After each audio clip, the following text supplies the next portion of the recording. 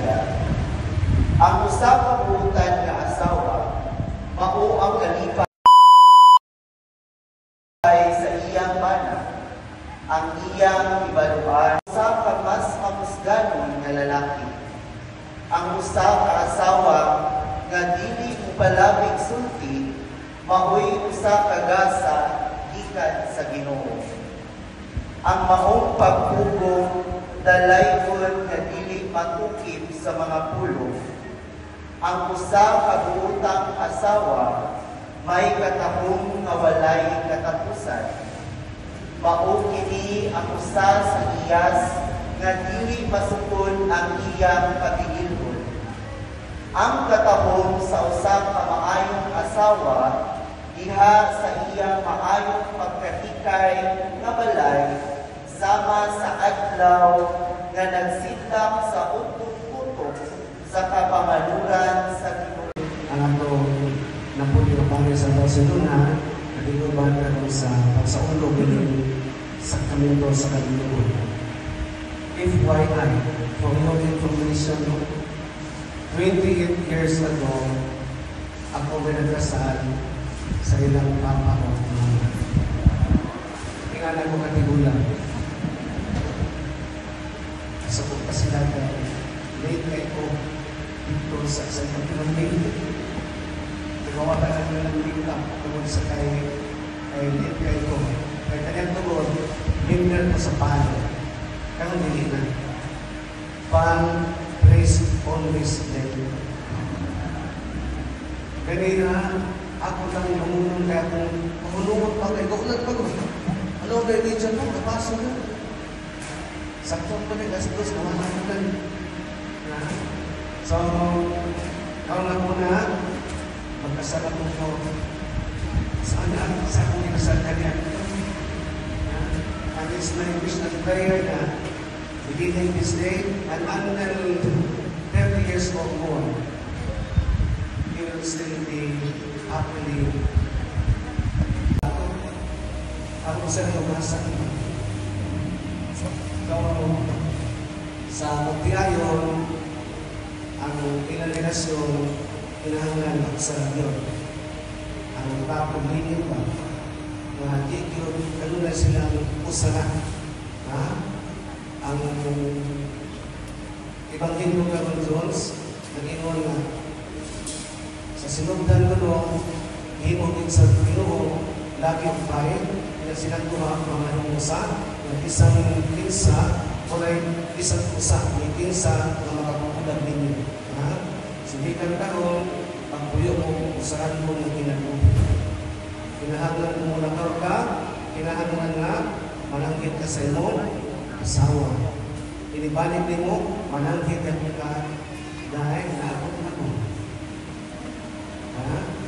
So, ikaw mag-bless, di na ka pwede na maglaag-lag. Pero, doon na rin nagpaabot din sa inyong balay.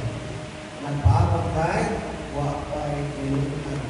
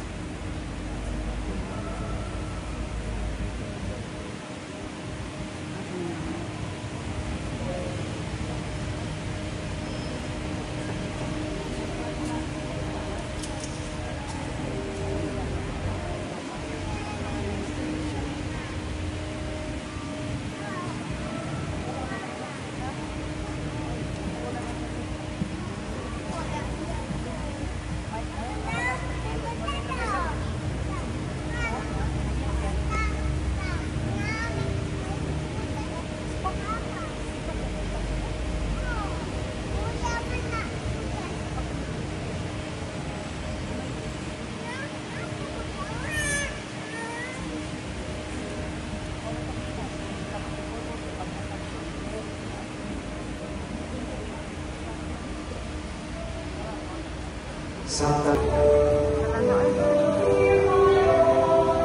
sa mga ina, gagagad mo sa Diyos, ang sila mamay mo mga Kristiyanos? Oo, naman. Sige, sa report mong ninyo, pagkulit tayo ng Muslim kung ano. Ito bang naman? Ito bang na? Asa rin ito? Asa rin ito? Ginagay. Ito ba? Sige. Huwag karoon, padayan ang ito yung tutangan sa Diyos, o sayang simbahan. Yes. Ini si Diyos sa nagpagilihin. Yes, ini si Diyos sa nagpagilihin.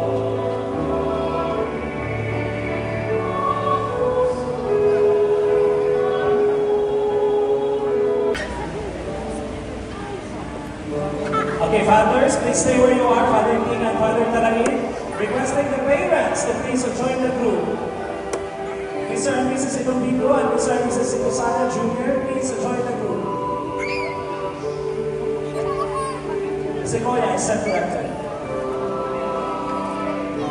Okay, Father, please stay where you are.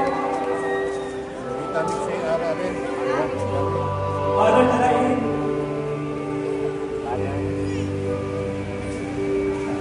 Father Talain.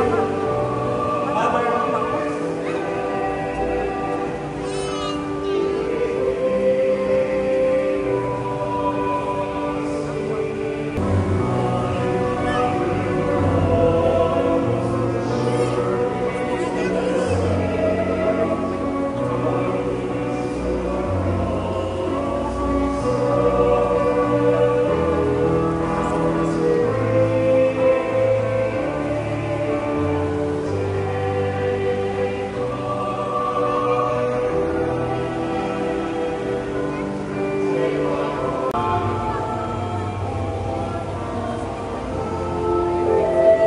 Together with the families of the siblings, if they are willing.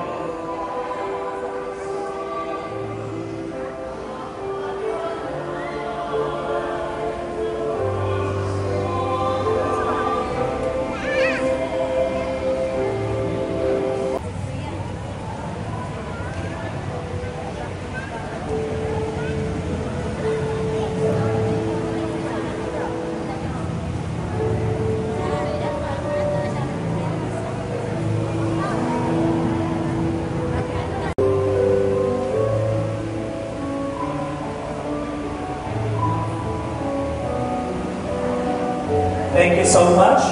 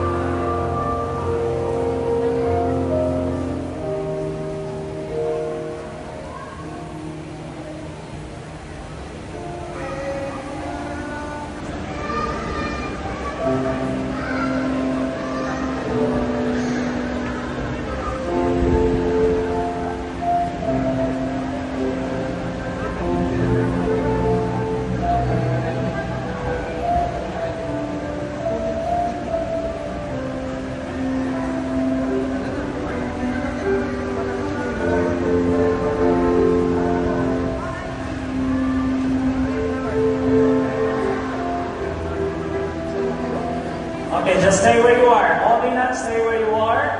All Ninongs, please join your comadres.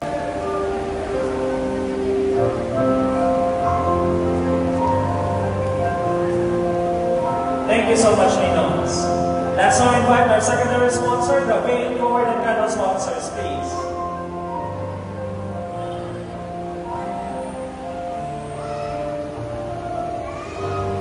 Best man and maid. Okay, just stay where you are, together with the bridesmaids and groomsmen. All bridesmaids and groomsmen.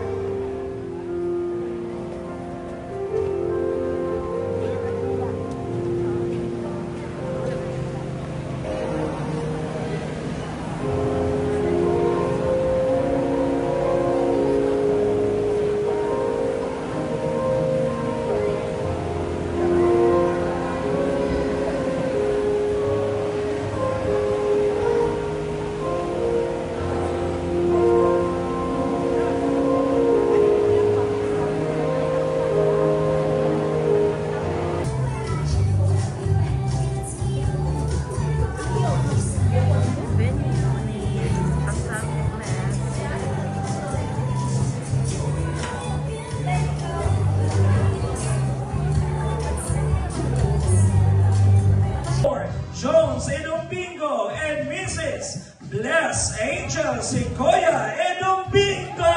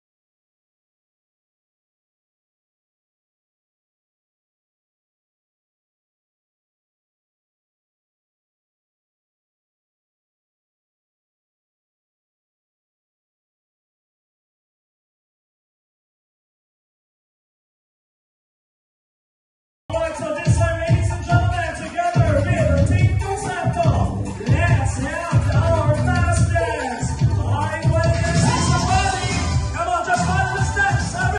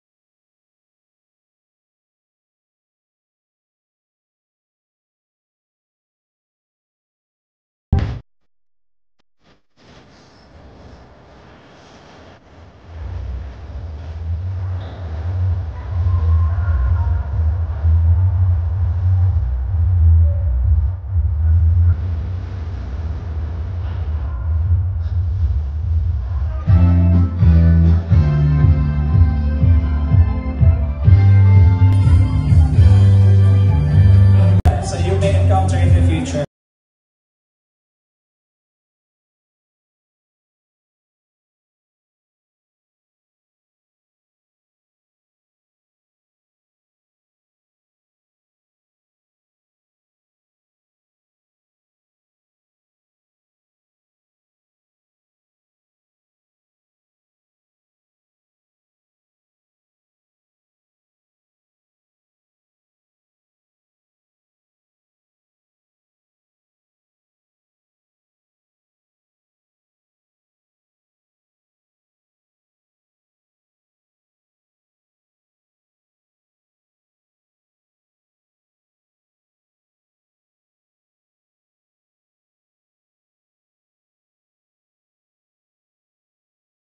A while ago, this is not always a bed of roses, so you cannot have a slice of the cake and eat right away. There are also challenges waiting for the couple.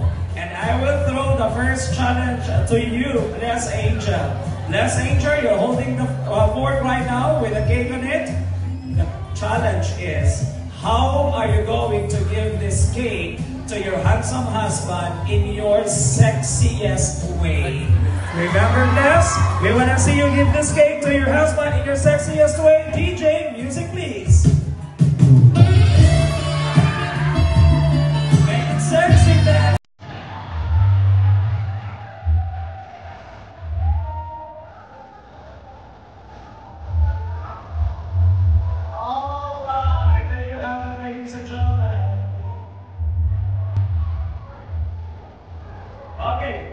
is sexier? What about a kiss to remove the icing on the lips of your husband? Wala pa na-remove. Dapat na icing. Okay, thank you so much. Now, well, this is always Ingon Manila. For the first few months, so that is all. It will always include flirting, okay? Aside from courting and loving every day. So I will be giving the same challenge to you, Jones. Jones, what is your sexiest and naughtiest way of giving this cake to your beautiful wife right now? Let's play another round.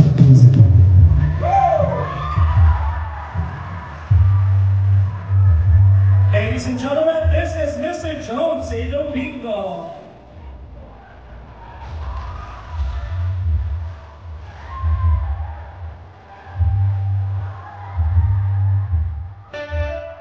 Okay, fine.